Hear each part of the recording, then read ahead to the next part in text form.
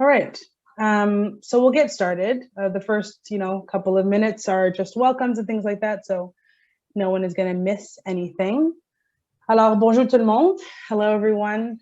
Thank you for joining us today for our incoming 1L Town Hall. We really appreciate you taking the time to be here today. We've got a really great group of faculty and staff who are here to share with you and are very excited to welcome you in the fall.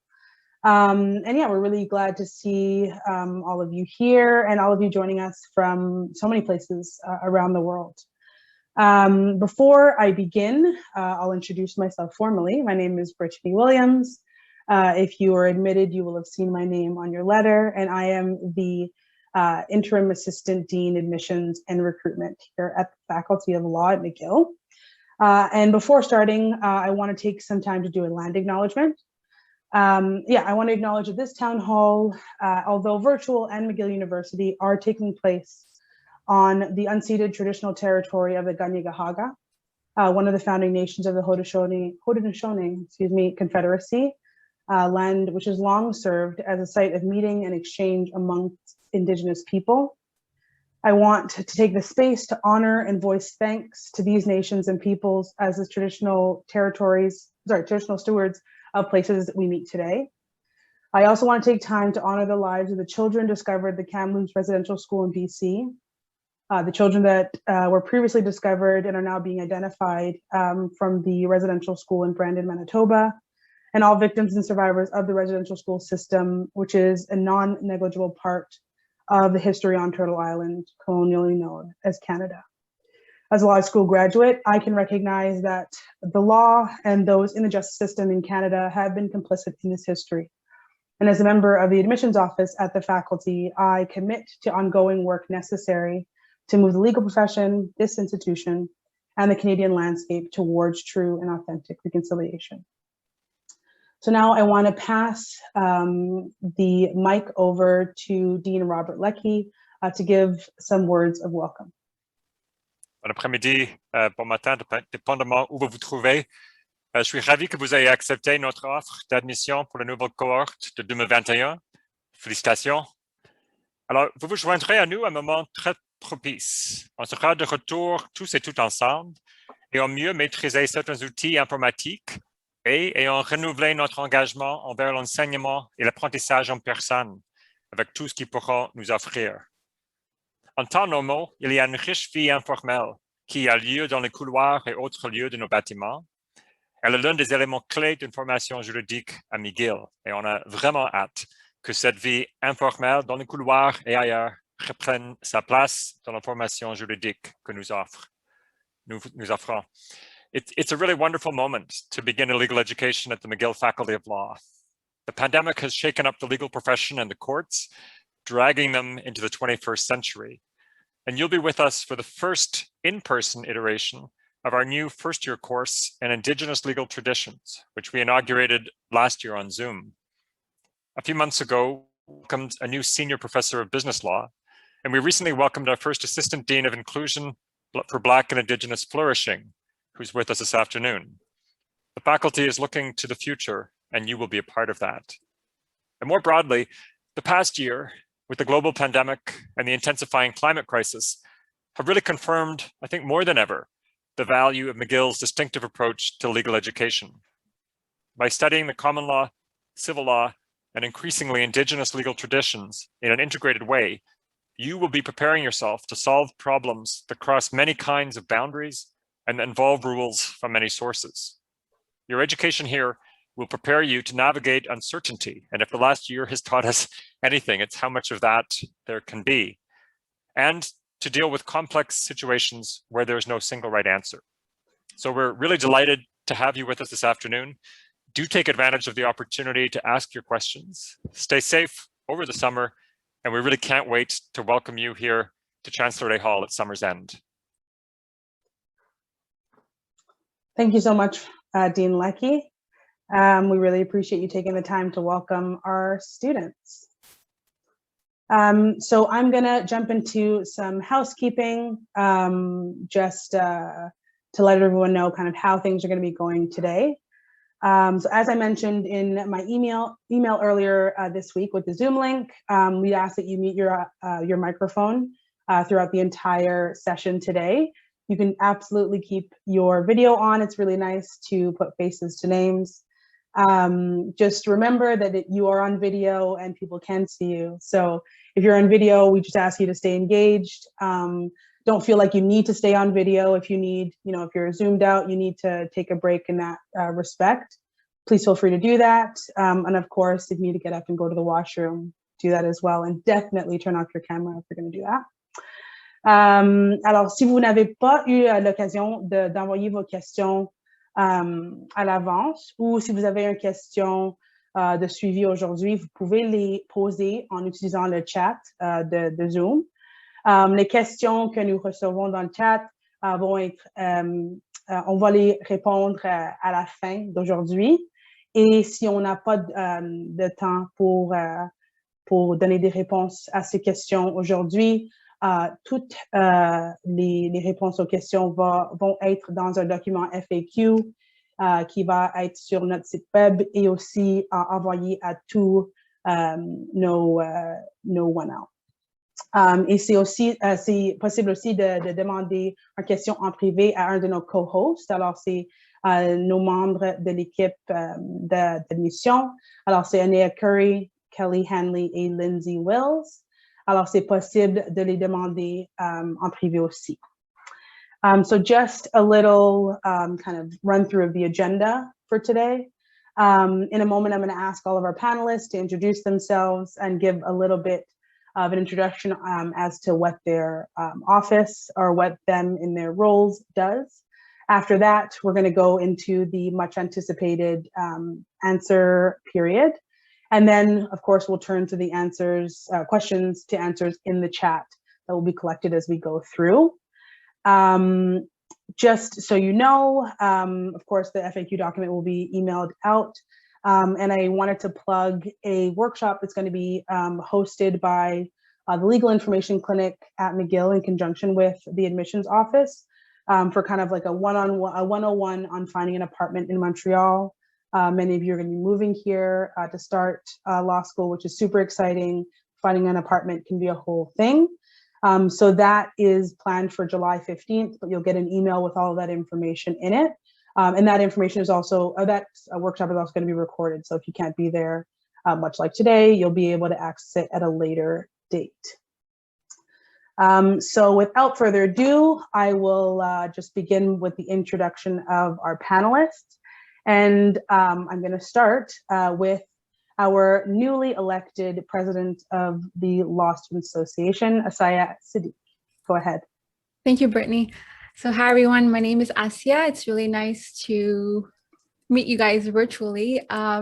First of all, I just want to say congratulations on being admitted to McGill Law. I'm really excited for all of you, and I look forward to meeting you in person in the fall. The LSA is the official student body of the McGill Law Faculty. Notre travail consiste à vous représenter auprès de l'administration, à vous offrir des services et à organiser des événements et à vous aider à réaliser vos projets. The LSA is a dynamic team of 10 elected students. We are elected at the end of the winter semester. We are currently organizing Frosh for you guys at the end of August, and we're looking forward to that. I know a lot of you have already joined the new Facebook group.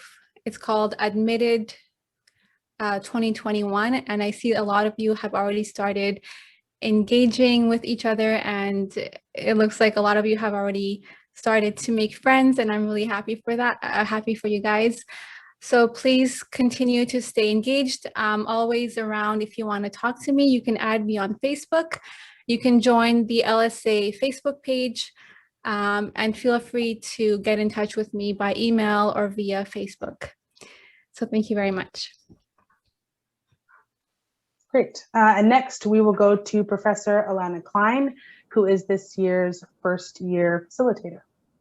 Hi, thank you so much, Brittany. Yes, my name is Alana Klein. I teach, aside from being the first year facilitator, which I'll tell you more about in just a moment, I teach the first year criminal justice course, as well as some other courses and in other areas. My research touches on criminal justice, health law, human rights, and the like, and sort of intersections among those. As I said, I teach the first year criminal justice class, which is something that I enjoy very much, and I'm really, really looking forward to teaching 1/3 of you. And in addition, I'm also the first year facilitator, and this is a position that we created last year with COVID. We did not always have such a position, but we thought that given the sort of lack of connectivity that comes from being virtual, it would be a good idea to have a little bit more coordination among the courses, have the professors talking to each other more, and I think it worked out really well. We've decided to continue that role for this year because as you know, even though things will be much more close to the way we usually have them in the next year, it won't be exactly as we usually have it. Plus, I think that in general, it was a role that enhanced the first year experience anyway. So I've had a good chance to speak with people, not just students who I teach, but also students in the other sections as well in the context of that role. So, and I'll be here to answer some questions about the first year experience for you. Great, welcome. Thank you, Professor Klein. Now I'm going to turn the mic to Professor Rosalie Jukier, who is the Associate Dean Academic. Hi, everyone, and welcome. So my name is Rosalie Jukier, and I'm a professor here in the faculty. I teach in the areas of contractual obligations, which is a first year course, compulsory course, as well as the course of judicial institutions and civil procedure, or JICP as it's known, which is a compulsory second year course. But currently I'm serving as Associate Dean Academic of the faculty. And what that means is that I'm in charge of all the academic aspects of the program. And these range from the curriculum, the timetable and scheduling, teaching allocations, exams and assessments, accommodations, you name it, anything that has to do with the academic aspect of your program. And I work very closely with the team in the SAO, the Student Affairs Office, and you will shortly meet a few representatives from that office. And I look forward to greeting you more formally in person in the fall, and I look forward to meeting you in the classroom or one-on-one in my office in the faculty as the need arises. So once again, welcome, and delighted to be here with you today. Parfait.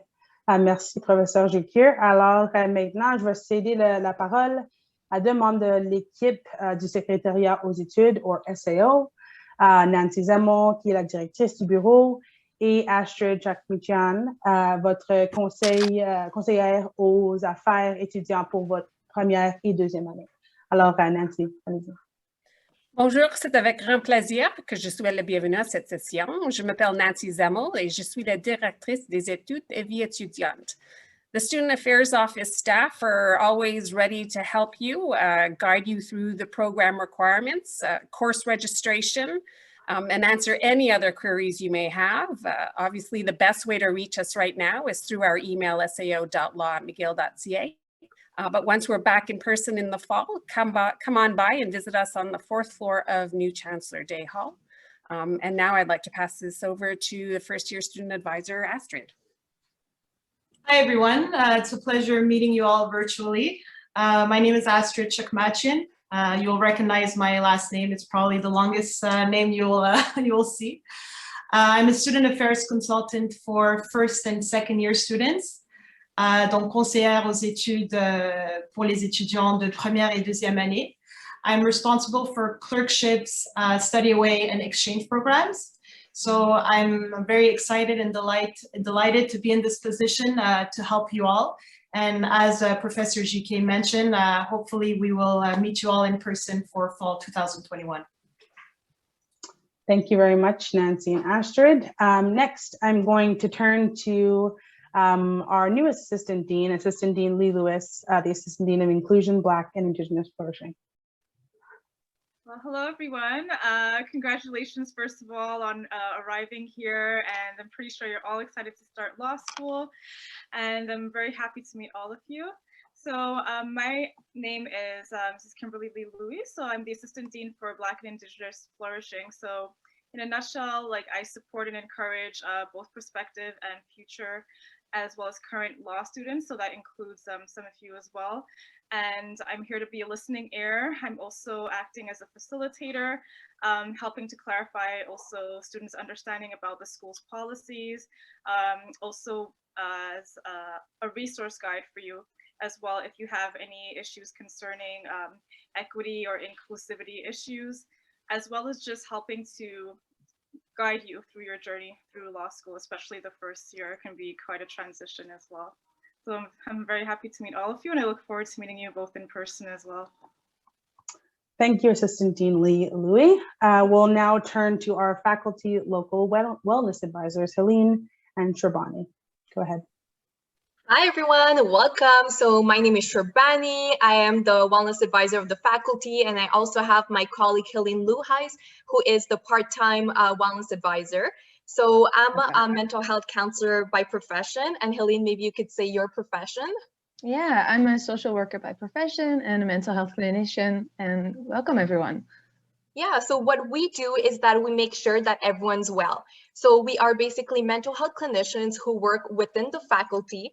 So we have our own offices in the Faculty of Law, and we do a bunch of different stuff. So we do different types of workshops on educational content. So, you know, maybe you need to learn tools to learn how to manage procrastination or how to manage anxiety, or you want to learn how to be happier.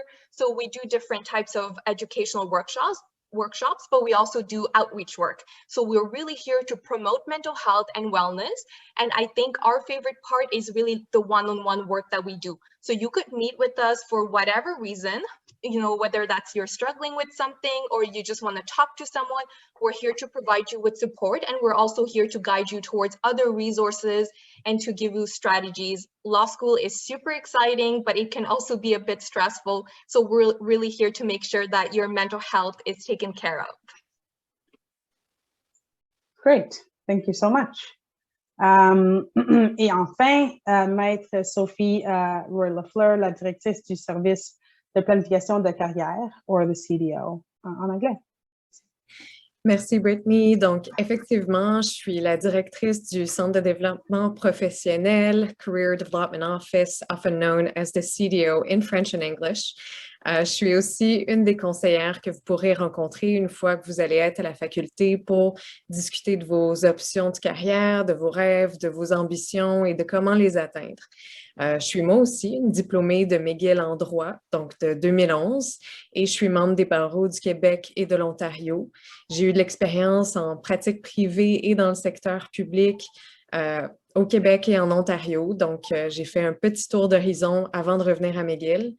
The Career Development Office will be there to help you at different stages as you explore your career options, maybe decide to participate in organized recruitment for summer positions and postgraduate positions as well. We organize events such as career fairs, networking events, professional development workshops. We also have a CV and cover letter clinic review, and we do general career coaching. Pay attention to our emails when comes September to make sure you don't miss anything. Law is special in the sense that employers will look for you early in your degree. So you don't necessarily want to wait until your final year to turn your head to your careers. So I look forward to meeting you. Nos services sont bilingues et comme vous pouvez le voir derrière moi, je suis bien nostalgique du campus et j'ai bien hâte de vous y retrouver en septembre. Great, merci beaucoup. So as you can see, there is a group of really dedicated faculty members and staff who are working really hard to ensure that as we approach the fall and as you approach your first semester in law school, you are best supported. And in order to break the ice, and before we jump into our answer period, the SAO wants to share a really fun video they made for the end of the school year. So I'm going to share my screen. There we go. All right.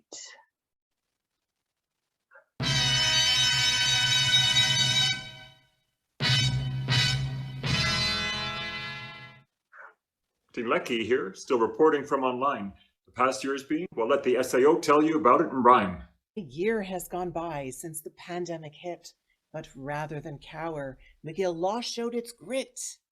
Our services and courses and exams went online. Although there were some snags, all in all, it went fine. We came, we zoomed, we conquered. Our motto became keeping our profs and students happy. All along was our aim. From being in person, we all have abstained. Where's the link? You're on mute are now common refrains. Despite the sadness of COVID, we maintained our sense of humor. Having kids and pets appear on screen, that's no rumor. Échanges annulés, nous nous sommes sentis isolés, mais nous avons beaucoup créé malgré nos difficultés. Pre-recorded lectures, breakout rooms, sharing screens became the norm. Who would have thought our pedagogy would be so reformed?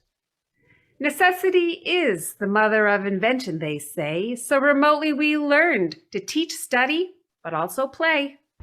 We can't wait to be back in person and say hi face to face, say goodbye to Zoom fatigue and be back in our space.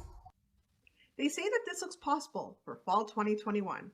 We certainly can't wait for COVID to be done. Nous désirons être dans l'atrium et la salle 101. Un rêve, mais peut-être une réalité à l'automne 2021. But now that we've made it through the year remote, the SAO will share this one final note.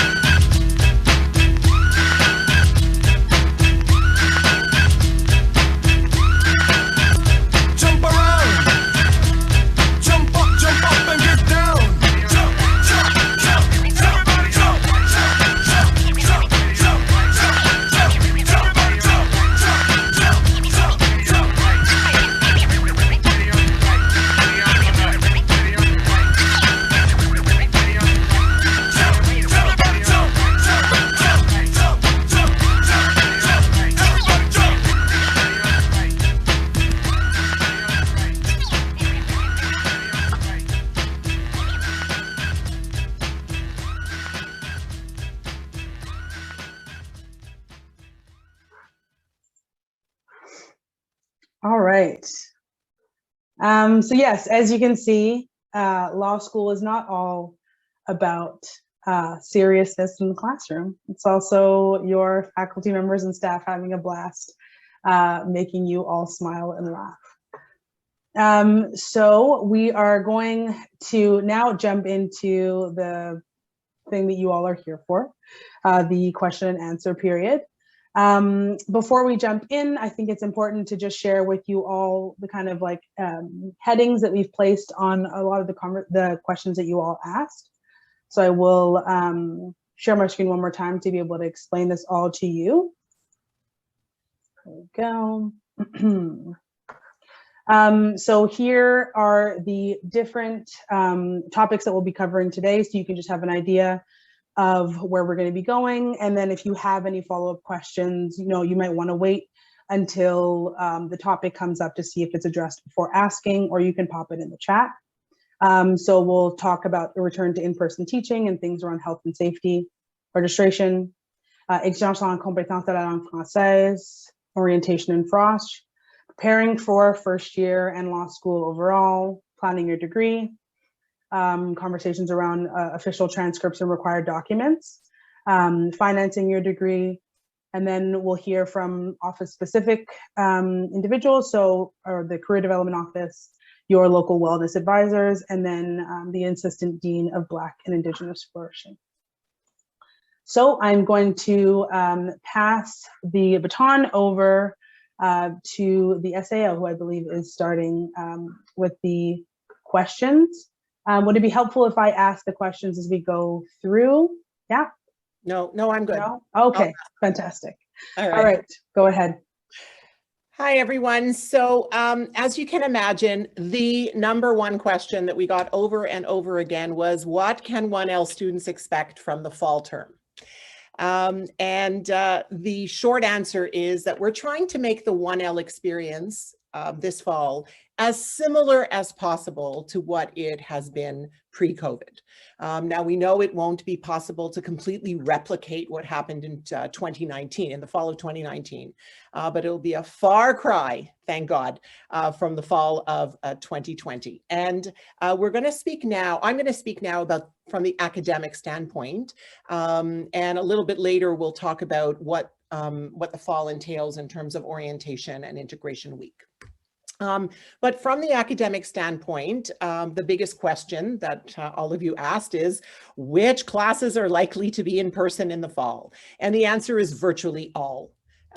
We prioritized first year classes. The class that's now going into second year, so this past year's first year class, who endured the entire year on remote pedagogy, told us just how difficult that was and just how much they really wanted to be able to have in-person learning, particularly in the first year. And so right from the beginning, we knew that we wanted to prioritize first year classes.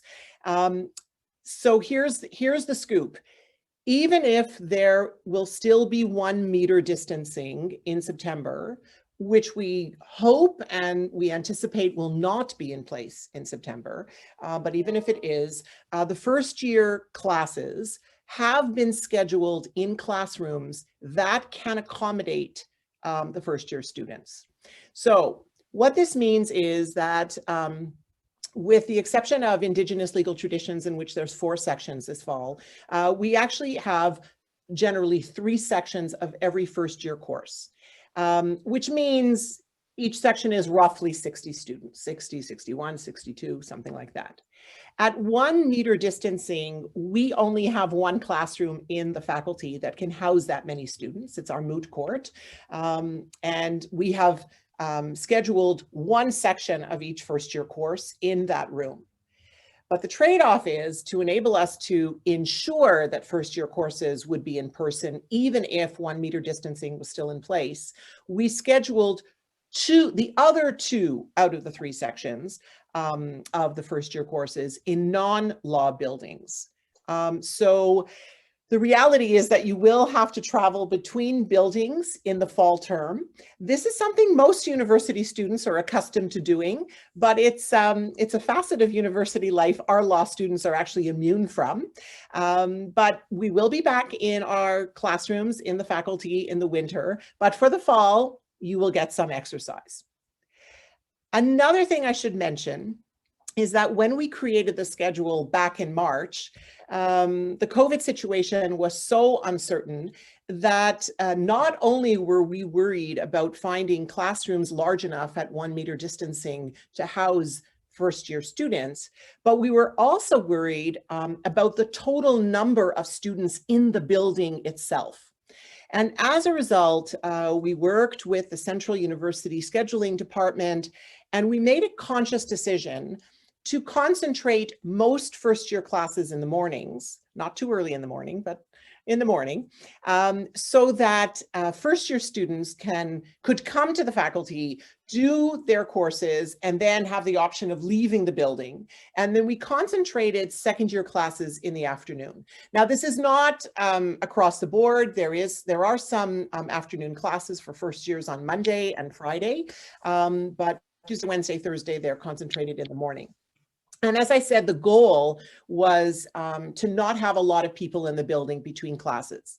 Now, what this means is that some of your classes are going to be back-to-back. Never more than 2, but it is, there are a few days in which you may have, and I'm going to forget the exact classes, but contractual obligations followed immediately by constitutional law, for example. This is not something we normally do. Normally we give breaks in between first year classes, but we based the fall schedule on that basis because, as I said, that is what we were advised to do given the COVID situation at the time. And again, this will not be repeated in the winter. But we did both of these things, exceptionally scheduling classes outside the building, as well as scheduling classes in a concentrated fashion so that we could guarantee that we could have most of the first year offered to you in person. So the corollary question to that is, will it be mandatory to be in Montreal and on campus for the fall semester? And the answer is yes. Because your courses will be taught in person, you do have to be in Montreal and you have to be here ready to take those courses in person.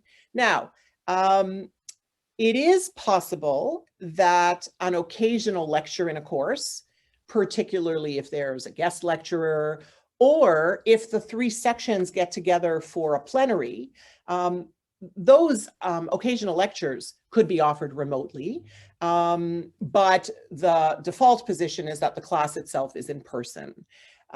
It's also possible that some professors will take some of the positive that we've learned from our remote pedagogy this year and incorporate some recorded lecture capsules into their courses. But I want to make it clear that our format is not a remote or online program for next year. In terms of orientation and integration week, again, I'm going to come to that a little bit later, but that entails other challenges because, as I said before, with 1 meter distancing, we don't have a room large enough to hold all 180 plus of you. And so I'll give you an idea when we get to orientation and integration week as to the ideas we have as to how we're going to offer that. The next question that we got was, will masks be required if you're vaccinated? So the first thing I should say is that McGill University is not going to be asking you whether you are vaccinated or not. We hope you do get vaccinated. That is the answer to this COVID crisis, and for the health and safety of everybody, yourself and others. But we will not require proof of vaccination, nor will we ask if you are vaccinated.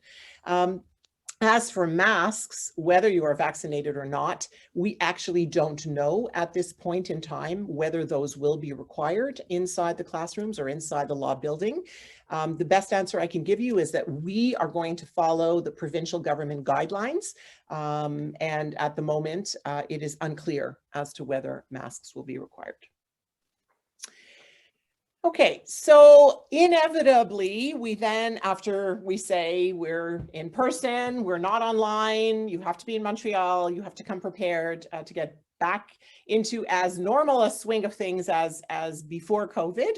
Inevitably, the question that gets asked is, well, what if I have a health issue, or what if I'm not comfortable going back in person in the fall? How is this going to be addressed? So this is a very difficult question, and it is extremely difficult to answer it in a general manner, since health issues are so particular to the person they affect.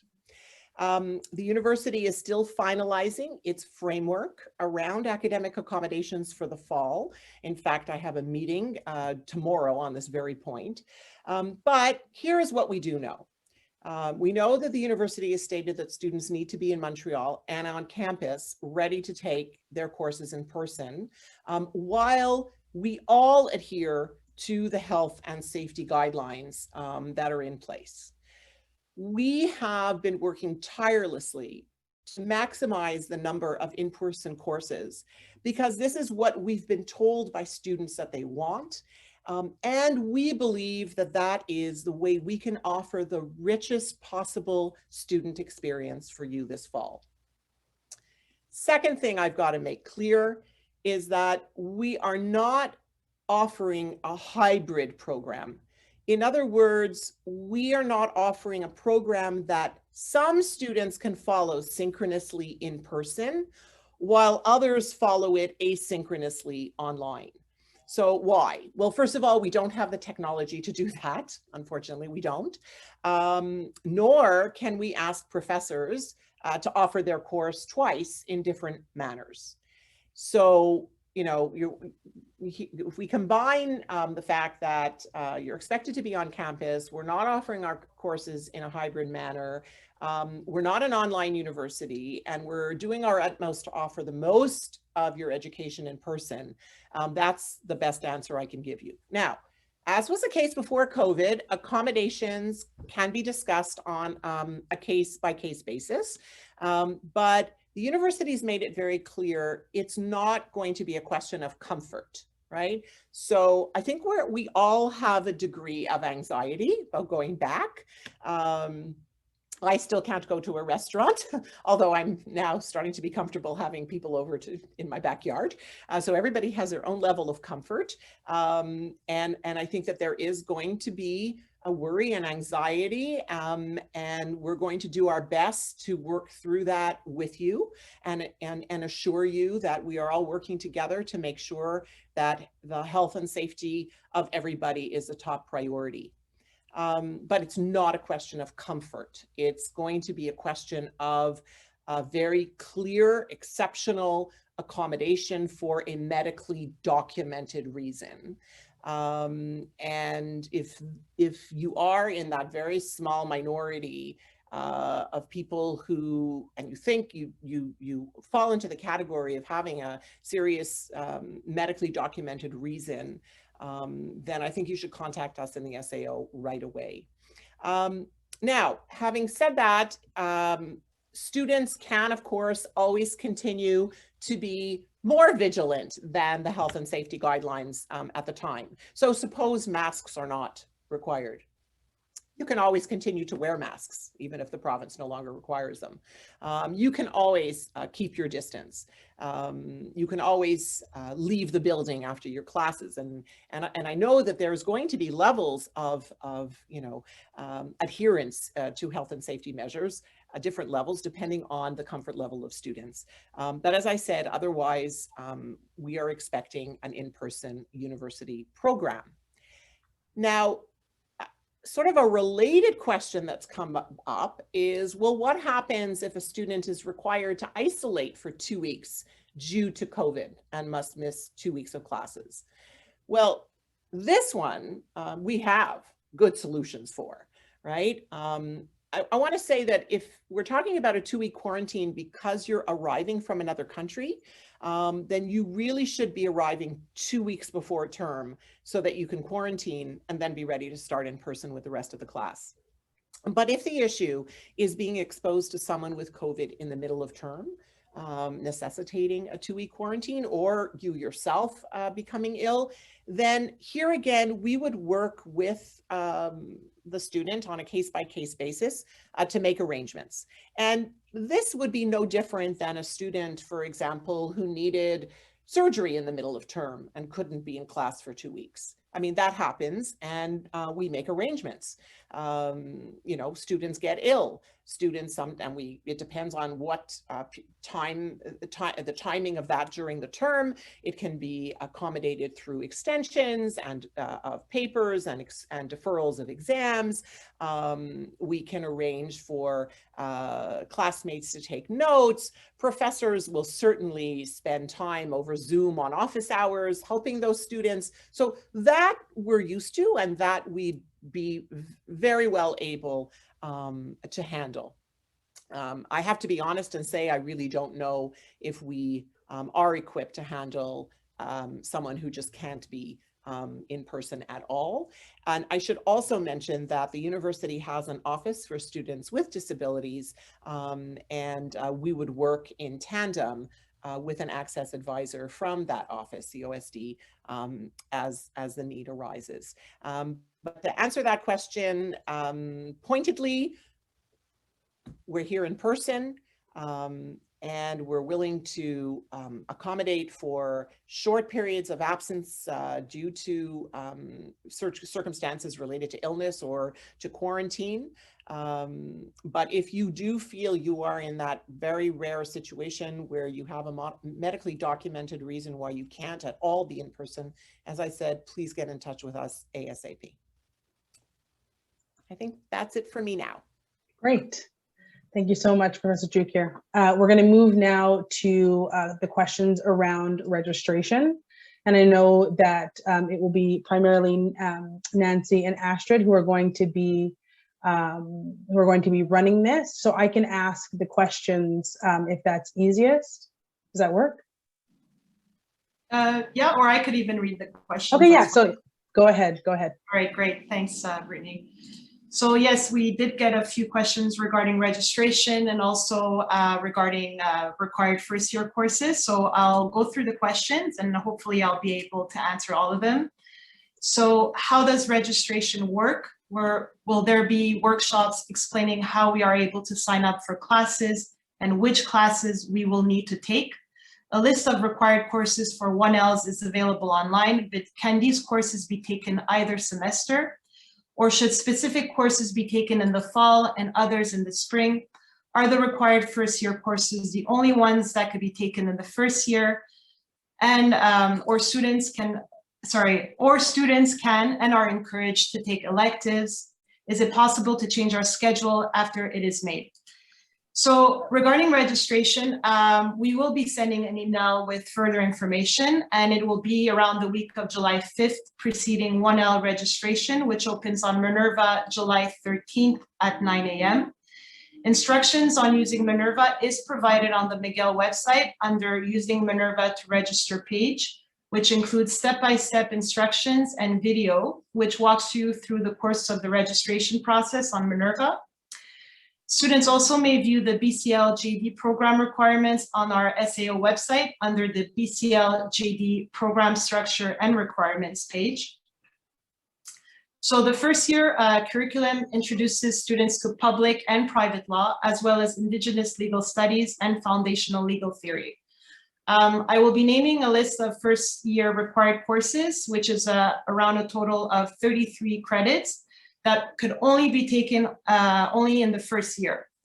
And for each course, I'll be providing a very brief description. So the first course, it's Law G 100 Contractual Obligations, which is a 6 credits course, for the full year.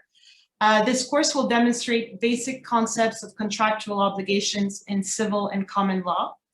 Law G 101 X Contractual Obligation Torts, which is again 6 credits for the full year. This course will provide an integrated study of basic concepts of extra-contractual obligations in the civil and common law. It is about human relations and actions, injury, responsibility, and repair. The following course, Law G 102 Criminal Justice, again, 6 credits for the full year. The course will introduce the basis, nature, and functioning of criminal justice within across legal orders, with a focus on Canadian criminal justice. Law G 103 Indigenous Legal Traditions. This course is 3 credits and could only be taken in the fall term. The central purpose of this course is to introduce students to Indigenous law in Canada by teaching, among other things, the connections between Indigenous ways of being and knowing and Indigenous law. Law G 110 Integration Workshop, 3 credits, 1.5 credits per term. The integration workshop will enable students to practice and reflect on different approaches to legal research, analysis, and writing. Pub 2 101 Constitutional Law, 6 credits in total for the full year. This course in constitutional law provides an introduction to the basic principle, institutions, and legal developments in constitutional law. And lastly, Pub 3 116 Foundations. It's a 3-credit course and can only be taken in the winter term.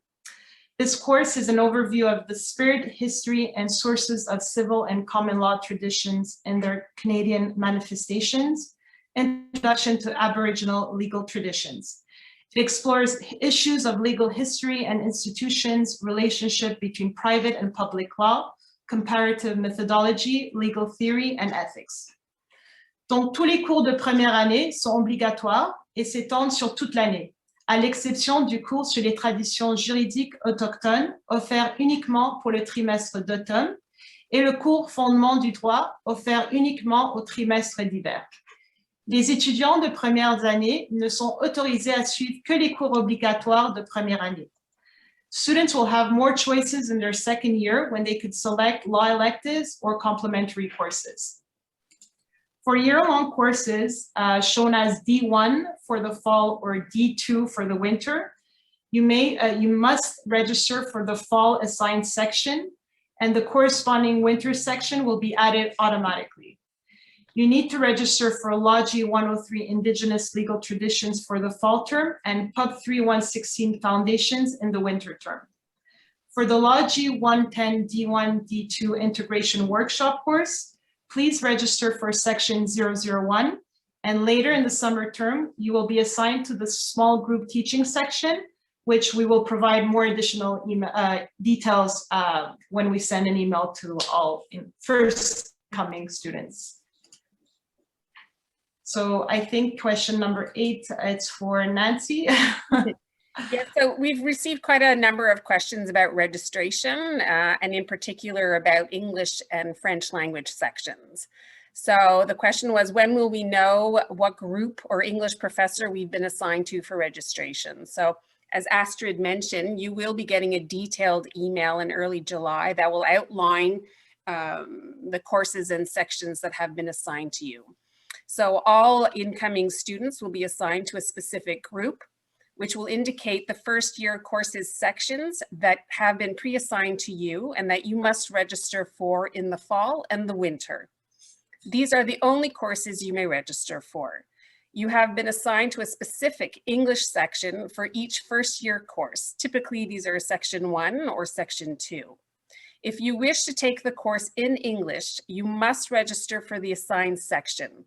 You do not have a choice between the English language sections. However, you are free to take any of your first year courses in French. If you do, you have to register for section 003. Based on previous years and our experience with 1L registration, the English language sections do tend to fill up rather quickly. So you'll have to get up early and get ready for registration and to log into Minerva. So if a language of instruction is important to you, be prepared to get onto Minerva before 9 a.m. If you are unable to register for the language section of your choice, you must register for the other language section that has been assigned to you. There is enough space for everyone to get into the incoming first year courses. However, if the English section that is assigned to you is full, you will have to register for the French section. You cannot register for a section that has not been assigned to you. So if you've been assigned to contractual obligations section 1, then you must register for section 1, or you can register for the French section, section 003. In no way are you permitted to register for section 002, which would be the alternate English section. So the next question is about when to get onto Minerva and getting through Minerva. So I'll leave that for Astrid. I believe number 9. Yes. So the Campus Life and Engagement webinar on course registration mentioned that even though course registration tends to open at 9 a.m., many people experience delays accessing the site because there are so many students trying to gain access at the same time. Since 1L registration is much later than other faculties and programs, is this traffic something 1L students have mentioned experiencing?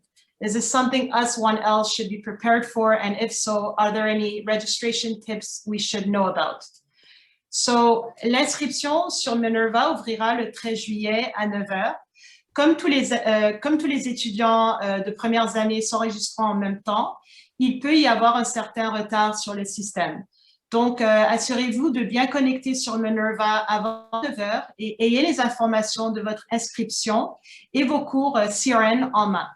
Si vous rencontrez des difficultés d'inscription, veuillez envoyer un courriel à sao.law@mcgill.ca et indiquer votre identifiant McGill dans le courriel et nous pouvons vous aider avec votre enregistrement.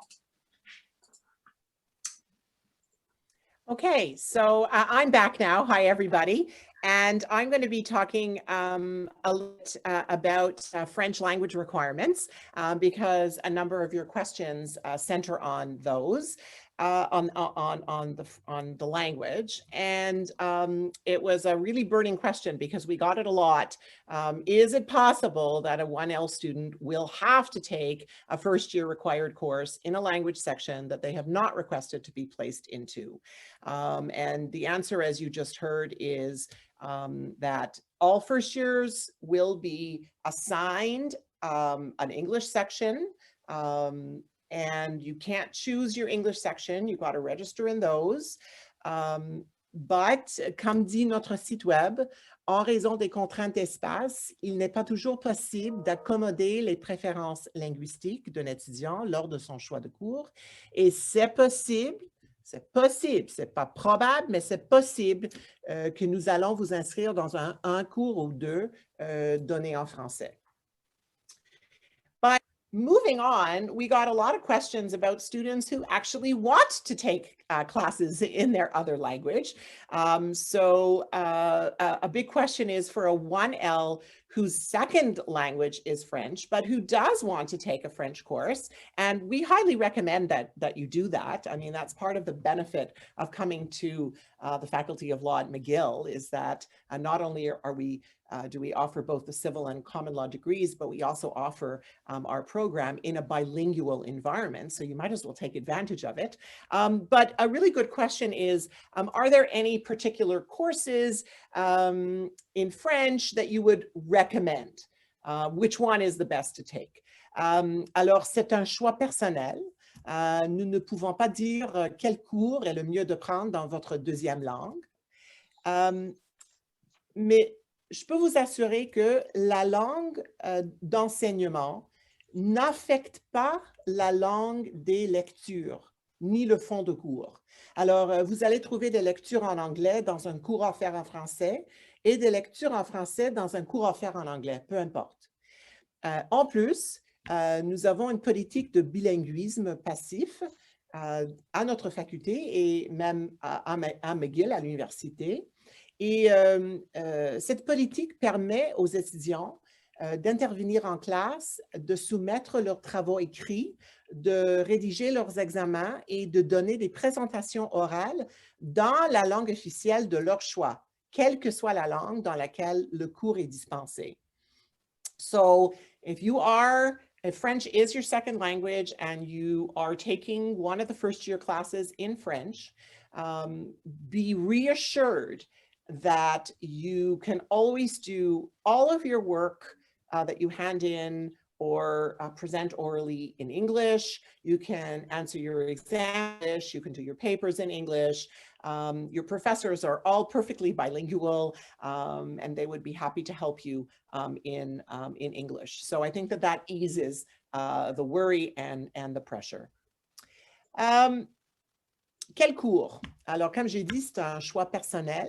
Mais si vous voulez prendre un cours en français où il y aura le plus de lectures en anglais, je vous suggère un cours de droit public, comme par exemple le droit constitutionnel, parce que dans ces cours de droit public, il y aura beaucoup plus de décisions de la Cour suprême.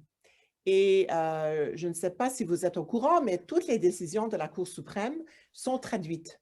Alors, toutes les décisions de la Cour suprême sont disponibles en français et en anglais. And I think I'm going to ask our first year facilitator if she thinks of any other tips and what course to take. Yeah, I mean, I think that's a very good rationale that in constitutional law, you'll be able to benefit from having this sort of simultaneous translation, which, by the way, I still continue to use all the time for legal terms in terms of art when I'm trying to draft bilingually. So it's a really handy resource. Another rationale that some people had suggested in some of the questions was that maybe it would be a good idea to take your French language course in one of the areas that's going to have a greater number of French language primary sources, which would certainly be the case for our private law courses. So that might be a different rationale, as you might say, no, I want to go for the immersive experience and I want my readings and my lectures to be in the same language, and that's the best way to learn. So I think both rationales to me make sense. And I can say that the experience of students who have taken courses in French is extremely positive. Understandably, students are a bit anxious about it, but after they have taken a course in French, they realize that it was not that difficult or stressful, and they really do look back on the experience very positively. Great, thank you, Professor Juquier. So the following question, what resources are available for people who want to improve their French while they are at McGill for law, courses, other opportunities? As well, are there courses that focus on French in a legal context specifically? There are a number of ways to improve your French while at McGill, such as through the French Language Center. The center offers both student activities and courses. Après la première année, les étudiants et étudiantes peuvent suivre des cours par l'intermédiaire du Centre d'enseignement du français et obtenir des crédits qui compteront dans le total des 105 crédits requis pour le programme BCL JD. Students are permitted to take no more than 6 non-law credits during the program, which may include a French language course. Les étudiants qui souhaitent étudier le français à McGill doivent d'abord passer un test d'évaluation pour déterminer leur niveau. In the past, the McGill Law Students Association has also provided opportunities for law students to learn and improve their English or in French. All required courses have a French section that you could register for. There are also upper year courses that are offered in French that you may take later on. So now we're going to now we're going to jump to orientation and Frosh. Of course, we're going to hear from the president of the LSA about Frosh. I'm just going to speak very quickly about orientation. So when is orientation? When do classes start? So the week of Monday, August 30th to Friday, September 3rd is our orientation / integration week. So that period of 5 days is going to merge together our welcome lectures, our welcome from the dean, our information sessions, as well as what we call integration week, which is essentially an introduction to legal studies. So that week you'll have preparatory lectures on the origins of the civil and the common law. I mentioned that one because that's the one I give, but also on public law and private law, on the civil code, on critical legal studies, just really an introduction to give you the basis that you will need to start all your law courses. This is a mandatory week, and the integration week is part of the integration workshop course. So Monday, August 30th is the day. I know Frosh may start a little bit earlier, and I'm going to leave Assia to tell you all about that. But as far as we're concerned in terms of orientation and welcome, it will be Monday, August 30th that you should be here ready to start. Regular classes, your first year classes, and those lectures will begin on Tuesday, September 7th, right after Labor Day. Now, how are we going to do orientation? I have to tell you, we're not 1000% sure yet. We are working on it. We have a little bit of an issue because, of course, there are at least 180 of you, 180 and a bit of you. And at the present time, we cannot have you all together at the same time. So right now, we're thinking of dividing you into 2 groups, and having some of you come in the morning and some of you come in the afternoon, for example, and repeat the programming twice for the 2 different groups. We'll do a bit of that. And we will also have some of our informative kind of lectures online. So it's going to be a mix of in-person and online, and divided into groups so that we can not have a problem with any distancing. And I think now I'm going to turn to Assia. Thank you, Professor Juquier. So a lot of you wanted to know if Frosh will be in person this year, and because the public health situation does look like it's improving, and because you are all expected to be in person as of August 30th, we are hoping that everything will be in person for Frosh activities. Now, having said that, we will be sending out a survey in the next week asking your preference. So even if everything is back to normal, if there are a considerable number of students who do want to have online Frosh activities, we are willing to accommodate. So the short answer is most of it will be in person, but we are willing to have some online activities.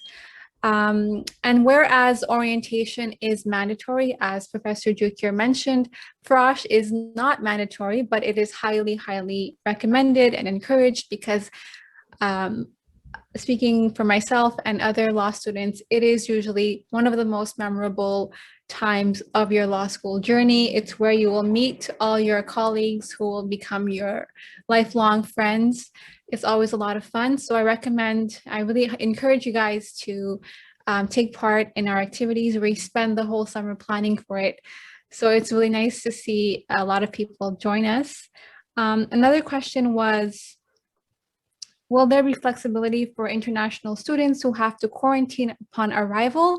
And we are hoping to plan all our Frosh activities the same week as orientation. So it will be the same week from August 30th all the way to September 3rd. So there is no need for you guys to worry about quarantining because it is not going to take place before orientation. So you guys will already be expected to be in Montreal as of August 30th. So Frosh will take place the same time.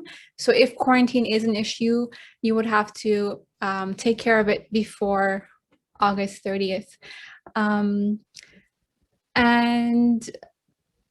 As I mentioned, feel free to reach out to me. A lot of you have already added me on Facebook during this town hall. So I'm really happy to see that. And feel free to reach out to me if you have any concerns or any suggestions on what you'd like to see for Frosh. I'm here to serve you guys.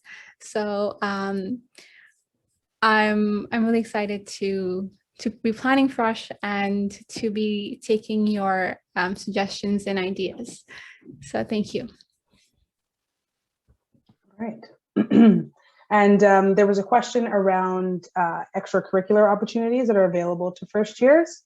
So you have a list here that I'll just list out before we move on to the next section. But of course, students are always encouraged to get involved in the faculty community and beyond.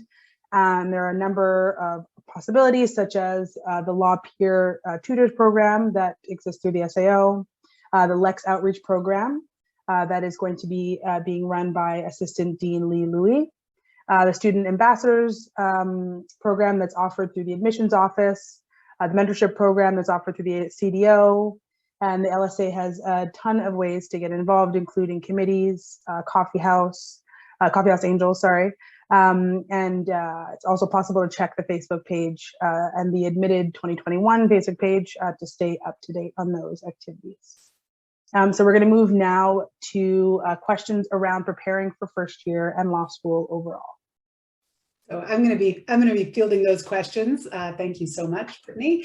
The first question that we got about this is, what materials should 1L students look into buying before the start of the school year?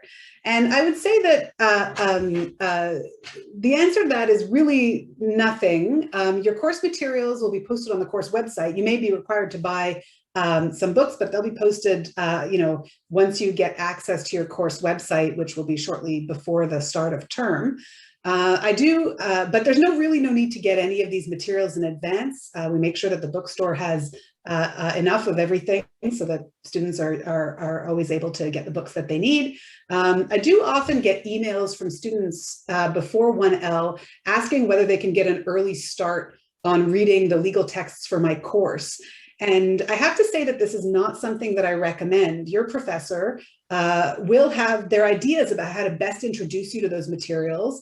The materials will be new. For many of you, there'll be a kind of reading material that you may not necessarily be accustomed to. And so your professors will have thought, I think, quite carefully about how they want to introduce you to those materials. So I think it's generally not a good idea in any case to start reading your texts in advance of the professor getting a chance to present them to you and explain to you how you should be integrating those materials. Another question that we got is, what should 1L students do over the summer to prepare for their first year of law school? And my answer here is that you really don't have to do, anything specific other than to have a good summer. I might recommend personally that you develop good eating, sleeping, and exercise habits, but that may be outside my jurisdiction. I leave that to you. That being said, if there are areas that you're passionate about that connect you to what you expect to study, by all means, stoke those passions. So for instance, I teach in criminal justice, and many students come into the course already with a lot of knowledge, questions, and ideas around racial justice in criminal law, or in criminal justice more broadly, around Me Too. And by all means, keep up with those issues. And but I don't expect any specific knowledge of any individual students, and other students, come in with no knowledge and understanding of those issues, and we talk to each other and we work through that, and it works out just fine. I don't expect specific knowledge from anyone, from everyone coming in, because we come from such diverse backgrounds, which is a great asset actually in our program. It's a wonderful thing. And I think my favorite thing that I remember about my own first year as a law student, which was also at McGill, was how incredible it was to interact with people who had such diverse sets of knowledge before coming in. So some professors, you might notice this if you Google this kind of stuff, suggest reading certain novels about the law or books about how to write well and clearly. That's fine if you want to do that, but you don't have to. If I were in your position, though, I would read as many good novels, whether about legal things or not about legal things, as I could over the summer. You won't have that much time for reading novels in first year. You might. Some people are really organized and are able to do it. I did not. But it's good to get into the habit of sort of reinforcing the joy that reading is, because first year involves so much reading. I do want to say, though, that some have suggested that a good idea, rather than reading about law, if you really, really, really want to read things that are going to be helping you in your first year, that you think are going to be related to your first year, would be broad things around Canadian history, Canadian government.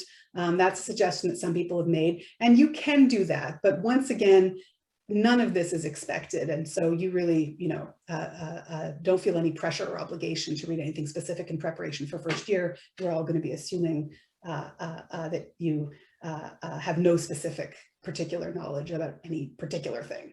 Okay, I think I will put this now. I think the next set of questions are around degree planning, and that goes to the SAO, right? Yes, thank you, Professor Klein. So yes, moving on to degree planning. So I'm sure some students would like to know how to organize themselves regarding if they want to finish their degree within 3 to 3.5 or 4 years. So we got a number of questions regarding that. So one of them here is, how can the BCL JD program be completed in 3 years? What's the most advisable way to do so? Is it feasible to do so without taking 18 credits per semester, or just by taking summer credits and without having to overload fall and winter semesters? When can I start planning my parcours of 3 years, and who exactly do I turn for help in planning it? As well as this question, could you please explain the difference between major, minor, honor programs, as well as joint degrees, which means MBA or MSW? So I will attempt to answer these questions the most I can. So as I mentioned before, students may view the BCL JD program requirements on our SAO webpage under BCL JD program structure and requirements page. The 105 credit BCL JD program is an opportunity to learn the civil law, common law, and Indigenous law traditions within a single integrated course of study. Its duration is flexible. At a normal pace of 15 credits per term, the program can be completed in 7 terms, or 3.5 years, or 4 years. Students who complete the program obtain a double degree of civil law, BCL, and common law, JD or Juris Doctor. You should start planning at the end of the first year if you want to complete the program in 3 years. You will likely want to take some summer courses and perhaps write an independent term essay in the summer, and there will be a few semesters where you have a heavier credit load.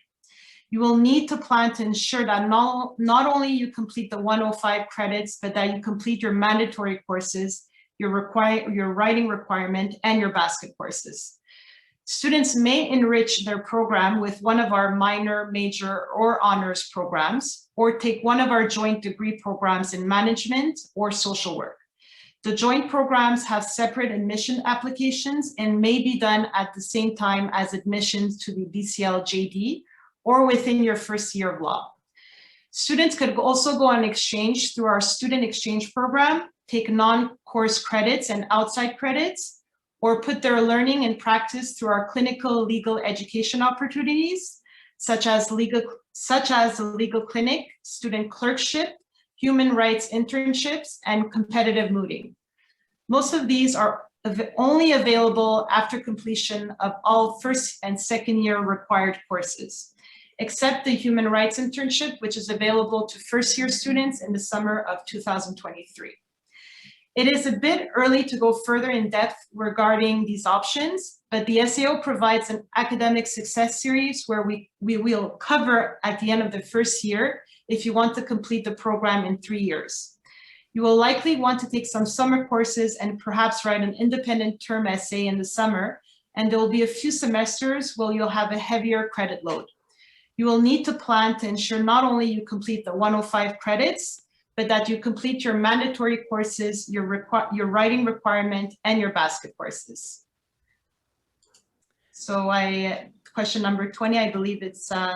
Yeah, I'll start 20. Sure. So thank you, Astrid. And don't be alarmed if you don't know what a writing requirement is or a basket course.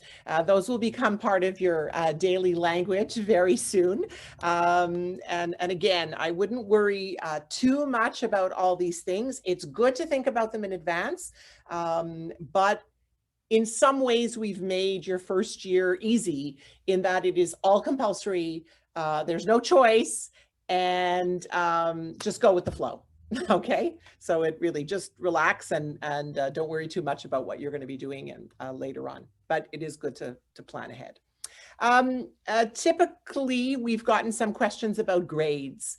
As you may know, the policy in the faculty is that we grade on letter grades, A minus, B plus, B minus, C plus, C, D, F. However, you will take some courses that are pass-fail courses. In your first year, you have one course that is just graded on a pass-fail basis, and that is your integration workshop course. All your other courses do have a letter grade.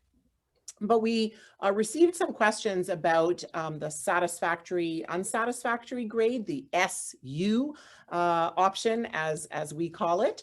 And some of you may have heard that the university instituted an expanded SU policy for the winter 2020 term, as well as for the 2020-2021 academic year that we've just had. Essentially this past year, and this was to react to the issues that students had around COVID and the difficulties that everybody endured over this last year and a bit. And this past year, students were allowed to opt to have an S, a satisfactory, on their transcript for any grade that was a C and above. And what that essentially did was it replaced a grade and a GPA with just an S. And you could do that for up to 6 credits this year. There was an unlimited number the previous year when COVID really was very intense. To the best of our knowledge, this was an exceptional measure during COVID, and it is no longer applicable. At least we have no indication from the university that this is continuing. And so you should start the program on the assumption that there is no exceptional SU option anymore. However, there is a regular SU option. There is an ability for any law student to opt to take one elective course as an SU. But number one, it must be an elective course. So it doesn't apply to first year, so you don't have to worry about it now. But you can apply to have an elective course marked on an SU basis.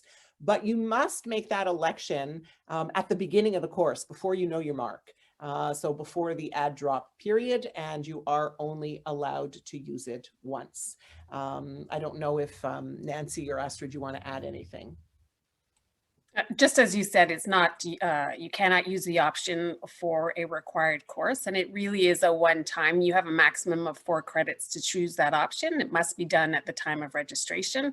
And as you mentioned, keep in mind that it is only the grades of C or higher that will become an S, a D, or an F, or a J, becomes an unsatisfactory standing. But we'll talk a little bit more about that later on. Great. So now I'm going to cover a few quick questions regarding official transcripts and required documents that a few of you had. So there was questions around sending official documents or transcripts by mail. So while the office is closed, we can access, though more restricted, our mailboxes. So if the only way to send your transcripts or official documents is to do so via mail, then that's something that we can do. What would be best is to email the admissions.law email to let us know that we're expecting something from you. But ultimately, if your school can provide electronic transcripts and other official documents, that's something that's preferred, because it is something that can go directly to us and be uploaded without the need to go anywhere in person. There was a question around a university not printing or sending official documents and only sending official transcripts. So the best thing to do here is to have your university send that transcript via email directly to admissions.law. And if there are any kind of outstanding issues, we'll ensure that we reach out to you if it's not satisfactory. But the best thing to do is to send that to us. Official transcripts can also be emailed to official school docs at mcgill.ca, and I can copy that into the chat afterwards. And this email address, though, is for the reception of official transcripts and/or proof of graduation only, and must be sent directly to that email from the institution or a third-party service provider like Parchment or NSC. And then the third question for admissions was regarding Quebec citizens who are graduating from CEGEP, whether there's any documents they need to provide to us. So CEGEP transcripts as well as McGill transcripts are updated by the admissions office. And so there's no other documents that are required if you are coming from CEGEP or if you're coming from McGill. Any other official transcripts, though, required have to be added by you to your Minerva checklist. And just to be clear, when I say coming from McGill, I mean McGill transcripts can be uploaded by us, but if you were coming from another school prior and you needed to upload those transcripts, then you have to do that yourself. So now— Sorry, Brittany, just to clarify, if we require any transcripts that are not McGill or not CEGEP, you can see in your Minerva checklist which ones are required and arrange for them to be sent. So if you have to sorry, my son's in the background. If you have to arrange for your school to mail them or email them, you already covered that. But Minerva checklist, if you as a student upload them to your Minerva checklist, they're considered unofficial automatically. So they have to come from the school to be considered official. Perfect. Thank you so much, Naya. So now we're going to move on to financing your degree. So the first question was just, what will tuition look like for the upcoming year? You can check out the McGill Student Accounts website, and it has tuition and fee tables and rates, and that's going to be the most accurate information. in terms of knowing what your tuition is going to be based on your status as a student.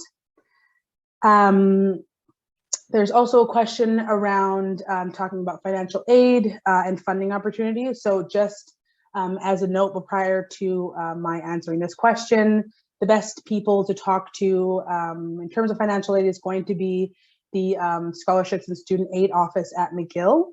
And they have a really great website that explains a lot of their services and what they're able to offer. And they're really great and available to anyone who has accepted an offer from us and who is, obviously attending in the fall. So you can reach out to them.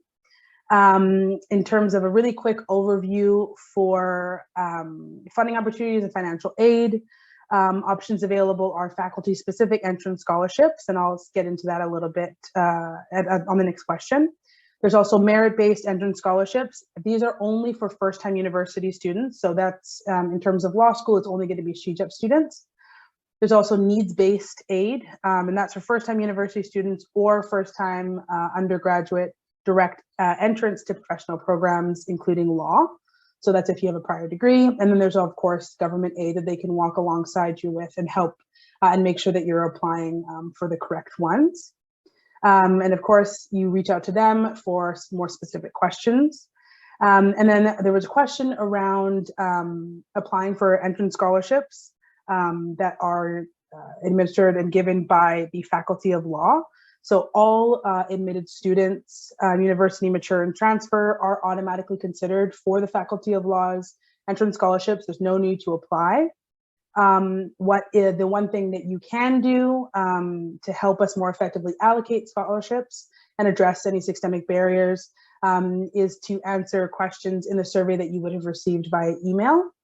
The survey is voluntary, and any information you share with us is used in a manner that's consistent with the Quebec Charter of Rights and Freedoms, and really only used to ensure that we are giving scholarships to the individuals to whom they've kind of been earmarked for. So I'm going to share the SSAO email and things like that in the chat, and also in the email when we send the FAQ document. So now I know that we only have 7 minutes left. I do want to give the chance for both the CDO, the local wellness advisors, and Assistant Dean Lee-Louis to speak. So I'm going to pass it over to the CDO, and we'll go from there. Thank you, Brittany. So just quickly, you may be thinking, what's the best way to take advantage of my first year of law school from a career development point of view? Or maybe some of you are thinking this is way too early to talk about careers, but basically, it's just a good idea to start exploring your options. Talk to upper year students, sign up for the mentorship program. So that's to be matched with an alumni who may be in the region, field, or, that has things you're interested in and can speak to their experience. So different ways to just figure out what might interest you. Another thing to do is to consider your career goals when you're planning your degree, because if you do it in 3 years versus 3.5 or 4 years, it will have impacts on when you're eligible for organized recruitment and things of the sort. So just certain things to consider, and when in doubt, you can reach out to us. In terms of law-related employment, you don't really have to worry about it in first year. Again, good to just explore your options, gain transferable skills. But if there are some of you who have a science background and are interested in intellectual property, that's basically the one exception for which there is a recruitment in first year. So then come talk to us in September. And finally, are there things you should take in consideration if you anticipate practicing law outside Quebec and Ontario? Just familiarizing yourself with requirements of different jurisdictions, because this is provincially regulated or state regulated in the United States. But know that with a McGill Law degree, you can qualify across Canada and in certain US states as well as elsewhere in the world. So that's my bit. And I'll pass it over now to Helene and Shabani, who can speak about local wellness advisors.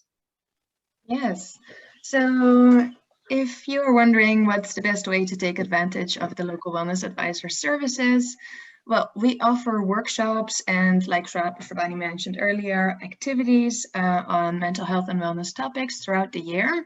So we really hope that you will sign up, that you will attend our events online or in person, yeah, as much as you feel like is helpful for you.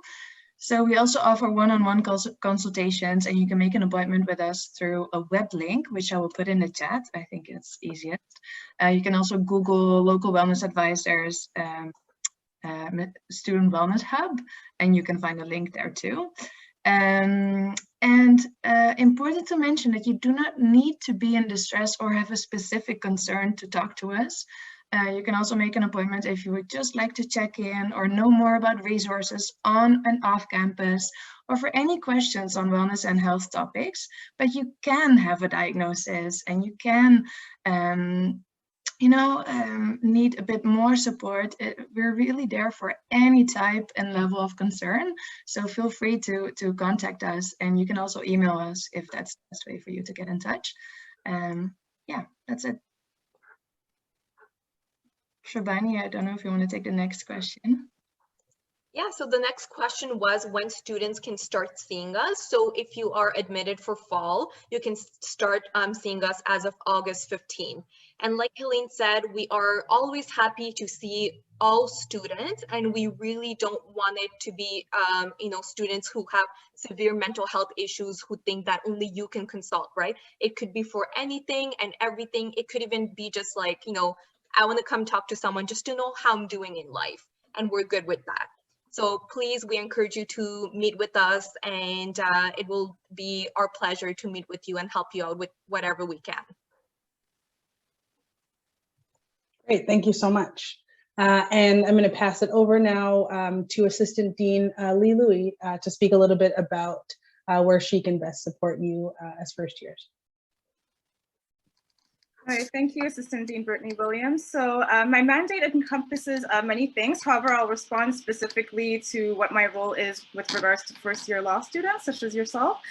So again, as I mentioned, I'm here as a support to encourage you and also to be a listening ear, as well as particularly to ensure that the needs of Black and Indigenous law students are heard within the faculty, and also assisting in understanding the school policies, how to navigate the school processes and procedure, and if you need clarification on that as well. And if you have any questions or concerns, I'm also like a point of reference in terms of a resource person. I also act in collaboration with certain student bodies and associations such as BLSM, which is the Black Law Students Association at McGill Law, and ILADA, so the Indigenous Law Students Association at McGill Law. And I'm also available for questions if you have any questions surrounding how the faculty works, the structure of McGill in general, and also how we work in the faculty. And I'll try my best to answer your questions when you have them. And if not, like, I can also direct you to the right resource or to the right source of information if you need to as well. If you have any issues as well, I can guide you in terms of navigating the different processes and also negotiating what optimal support would look like for you as a first-year law student, and also if you're Black and Indigenous.